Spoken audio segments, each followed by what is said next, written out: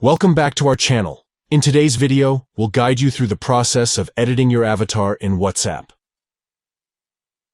Let's get started. Step 1. Open WhatsApp on your Android device and make sure you're logged into your account. Step 2. Tap on the three dots icon located at the top right corner of the screen. This will open a drop-down menu. Step 3. From the drop-down menu, select Settings.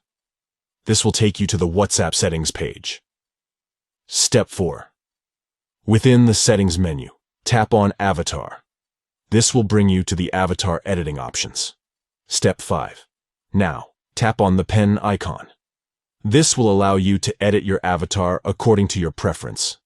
Take your time to customize your avatar as desired. Step 8.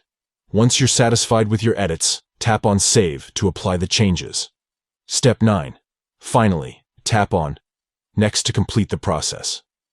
By following these simple steps, you can easily edit your avatar in WhatsApp and personalize your profile. If you found this tutorial helpful, don't forget to give this video a thumbs up and subscribe to our channel for more useful guides and tips. Thanks for watching. That's all for today's video. We hope you found this guide helpful.